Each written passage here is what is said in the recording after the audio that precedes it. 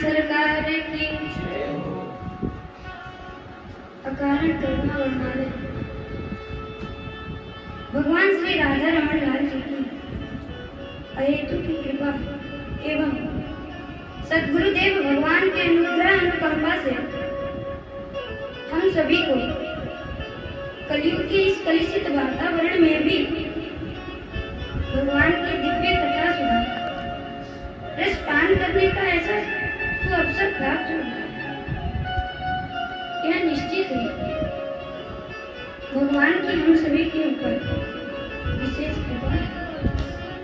तो आइए हम सभी आज पंचम दिवस कथा में प्रवेश करें। नंदस्वात्मजुत्पन्ने जाता हलालो महामना आहूय विप्रान वेदज्ञान स्नातः शुचिरलंकृत। पूर्व प्रसंग में हम सभी ने मिलकर प्रभु श्री बालकृष्ण का प्राकट्य महोत्सव मतलब कि जन्मोत्सव की कथाओं का आनंद ले रहे थे और आज नंद बाबा और यशोदा मैया के भाग्य की सराहना सारे देवता भी कर रहे हैं, क्योंकि आज इनके यहाँ स्वयं जगत नियंता सत्ताधार परब्रह्म परमात्मा भी इनके यहाँ पुत्र बनकर प्रकट हुए। नंदस्वात्मज उत्पन्न जाता हलादो महामना। आज नंद बाबा के यहाँ भगवान केवल पुत्र बनकर प्रकट नहीं हुए, बल्कि उनके आत्मज बनकर भगवान प्रकट होते हैं, क्योंकि आत्मा वे जायते पुत्र।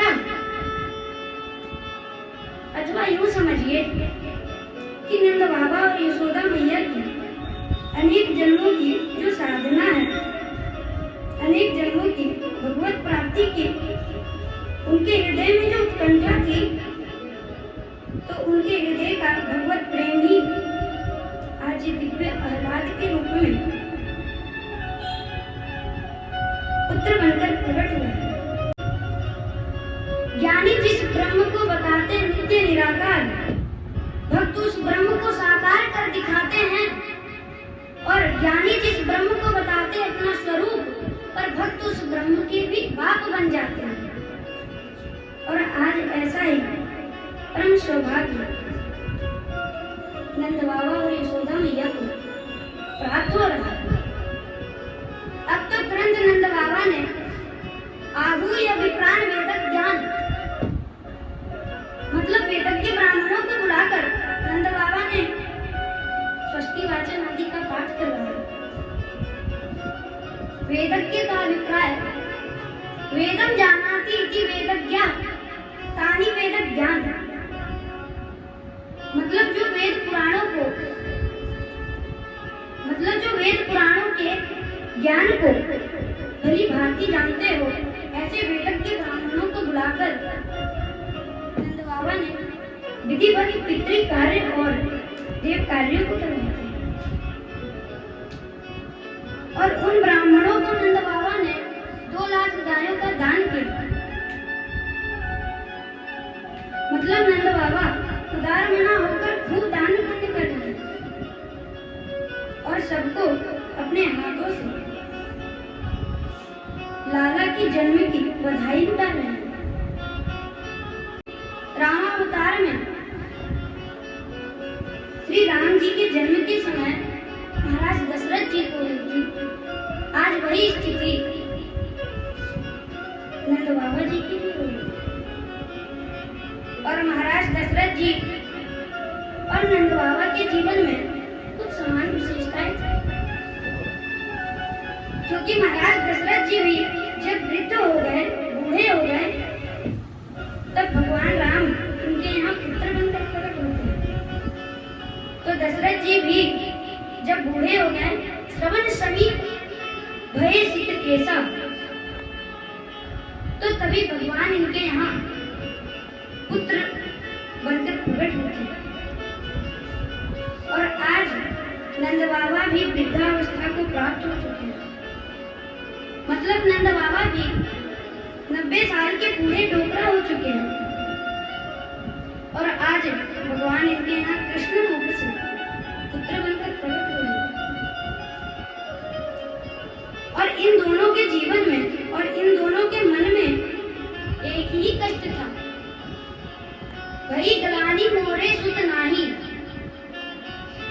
मतलब दोनों को एक ही कष्ट था कि हमारे कोई संतान नहीं है, कोई पुत्र नहीं। और इस प्रसंग में मैं आपसे एक निवेदन करूं कि कोई भी वस्तु हमें जितनी सहजता से प्राप्त हो जाती है, फिर उस वस्तु का हम विशेष महत्व नहीं समझते।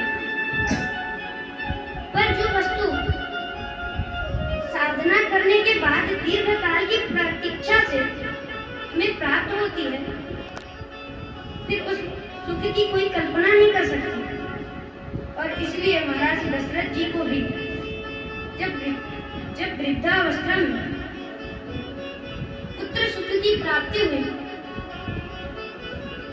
मतलब भगवान इनके यहाँ पुत्र बनकर प्रकट हुए, तो महाराज दशरथ जी ने क्या किया? तुरंत सर्वस्व दान दीन सबका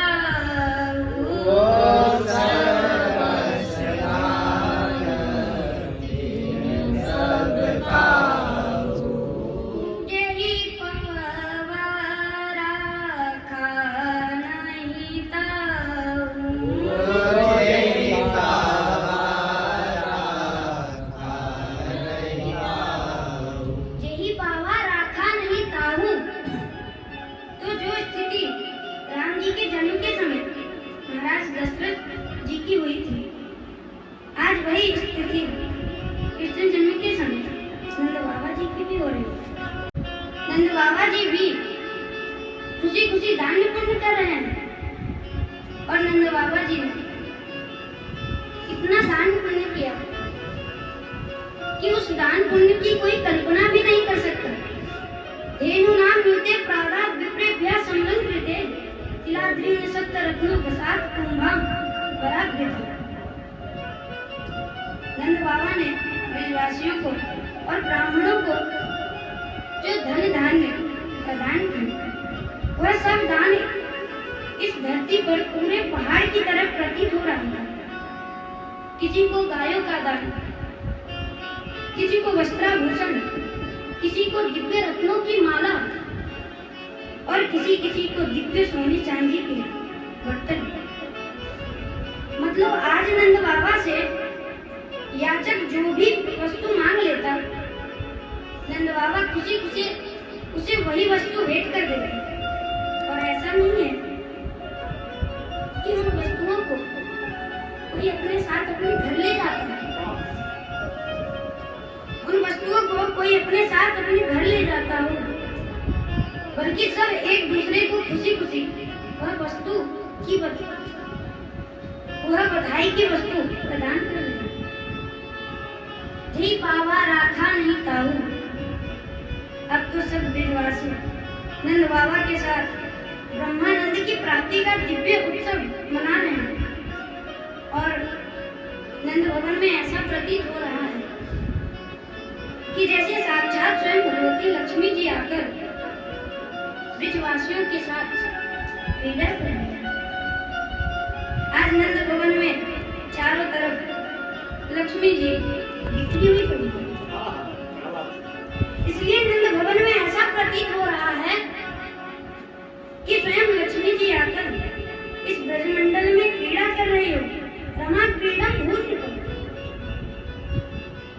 अब तो सारे ब्रजवासी एक दूसरे के साथ मिलकर नंदोत्सव मना रहे थे और सब नाच गाकर एक दूसरे को बधाई लुटा रहे थे।